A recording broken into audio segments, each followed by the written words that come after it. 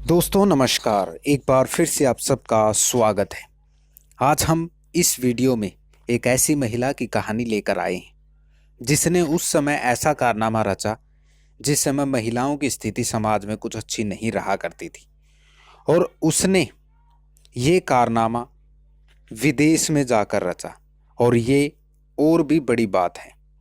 जी हाँ, मैं डॉक्टर आनंदीबाई जोशी, जो भारत की पहली महिला डॉक्टर थी, उसके बारे में बात कर रहा हूँ। जैसा कि आप वीडियो में या इस तस्वीर में देख सकते हैं, आज हम आनंदीबाई पटेल के उन कारनामों या जीवन के सफ़र के बारे में इस वीडियो में बात करेंगे। तो चलिए समय जाया ना करते हुए शुरू करते हैं। डॉक्टर आनंदीबाई जोशी, उनका जन्म 31 मार्च 1865 को हुआ। पुणे शहर में उनका जन्म हुआ और पहली महिला बनी जिन्होंने डॉक्टर की डिग्री हासिल की। जिस दौर में महिलाओं की शिक्षा काफ़ी दूर हुआ करती थी, उस समय उन्होंने विदेश जाकर डॉक्टर की डिग्री हासिल करके अपने आप में ही एक ऐसा कारनामा रचा जिसकी किसी ने कल्पना नहीं की थी। उनका विवाह 9 साल की आयु में ही हो गया था और उनसे 20 साल बड़े गोपाल राव उनके पतिदेव थे। जब 14 साल की उम्र में वे मां बनी, उनकी पहली एकलौती संतान की मृत्यु 10 दिन में ही हो गई थी और उन्होंने बड़ा आघात पहुंचाया। अपनी संतान खो देने के बाद उन्होंने ये प्रण ले लिया कि वो एक दिन डॉक्टर बनेंगी और ऐसे असमय में मौत को रोकने का प्रयास करेंगी। उनके पतिदेव गोपाल राव ने भी उनको भरपूर सहयोग दिया और उनका हौसला बढ़ाया। इसमें कोई संदेह नहीं है कि आनंदीबाई जोशी का जो व्यक्तित्व है वो महिलाओं के लिए हमेशा प्रेरणा स्रोत रहेगा।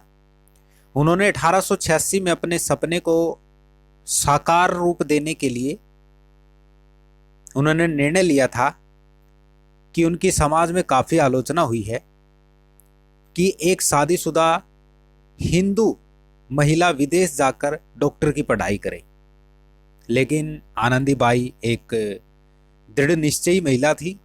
उन्होंने पक्का इरादा कर रखा था और उन्होंने आलोचनाओं की तनिक भी परवाह नहीं की।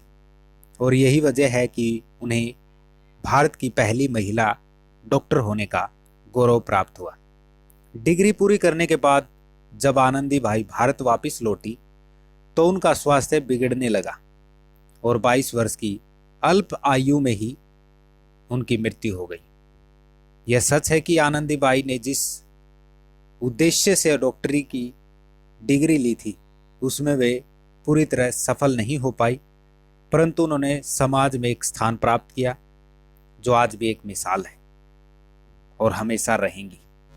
तो चलिए अब आगे बढ़ते हैं और आनंदीबाई के विदेश के सफ़र के बारे में एक नज़र डाल लेते हैं। जैसा कि मैंने पहले भी बताया कि उनके पति ने आनंदीबाई का भरपूर साथ दिया और 1880 में आनंदीबाई ने एक प्रसिद्ध अमेरिकी मशीनरी रॉयल वाइल्डर को एक पत्र भेजा जिसमें उन्होंने संयुक्त राज्य में दवाइयों के अध्ययन में आनंदीबाई की रुचि के बारे में बताया और खुद के लिए अमेरिका में एक पद की जांच पड़ताल की। वाइल्डर ने उनके प्रिंसटन की मशीनरी समीक्षा में पत्राचार प्रकाशित किया। थोडोसिया कारपेंटर, जो रोजेल न्यू जर्सी की रहने वाली थी, उन्होंने अपने दांतों के डॉक्टर के इंतज़ार के समय उस पत्र को पढ़ा और औषधि अध्ययन के लिए या कहीं की दवाइयों के अध्ययन के लिए आनंदीबाई की जो इच्छा थी और उनके पति का जो समर्थन था उससे काफ़ी इम्प्रेस्ड हुए और अमेरिका में आनंदीबाई के लिए उन्होंने घर की व्यवस्था की। इस थोडेसिया कारपेंटर का भी दिल बहुत बड़ा था। उन्होंने जब पति पत्नी यानी कि आनंदीबाई और गोपाल राव कोलकाता में थे और आनंदीबाई का स्वास्थ्य काफ़ी कमज़ोर हो चुका था, कभी उन्हें सिर दर्द होता, कभी बुखार होता, कभी उन्हें सांस की समस्या होती, तो उस समय इस कारपेंटर ने बिना किसी की परवाह किए हुए अमेरिका से ही आनंदीबाई के लिए दवाइयाँ भेजी। बात है 1983 की, जब गोपाल राव का ट्रांसफ़र श्रीरामपुर में हो जाता है और कमज़ोर स्वास्थ्य के बावजूद भी आनंदीबाई को मेडिकल की पढ़ाई करने के लिए वो अमेरिका भेजने का फैसला करते हैं और महिलाओं के लिए एक उदाहरण बनने के लिए कहते हैं। थॉर्नबोन नाम का एक चिकित्सक जोड़ा था जिसने आनंदीबाई को पेंसिल्वेनिया में महिला चिकित्सा महाविद्यालय में एप्लीकेशन डालने का सुझाव दिया। पश्चिम में उच्च शिक्षा हासिल करने के लिए आनंदीबाई की जो भी प्लानिंग थी उसके बारे में जानने पर और रूढ़िवादी भारतीय महिला समाज ने उन्हें बहुत दृढ़ता से दबाने की कोशिश की। इस विरोध के बाद भी आनंदीबाई ने सेरमपुर कॉलेज, जहां पर उनके पतिदेव का ट्रांसफ़र हो गया था पश्चिम बंगाल में, एक हॉल में समुदाय को संबोधित किया और उनके अमेरिका जाने और मेडिकल की डिग्री प्राप्त करने के फैसले को उन्होंने वहाँ समझाया। उन्होंने भारत में महिला डॉक्टरों की ज़रूरत पर बल दिया और भारत में महिलाओं के लिए एक मेडिकल कॉलेज खोलने के लिए अपने लक्ष्य के बारे में भी बताया, जिसका नाम आनंदीबाई मेडिकल कॉलेज होना चाहिए। उनके भाषण ने प्रचार प्राप्त किया और पूरे भारत में वित्तीय योगदान यानी कि पैसे की जो हेल्प थी वो आनी शुरू हो गई। आइए अब आनंदीबाई के अमेरिकी सफ़र पर भी एक नज़र डाल लेते हैं।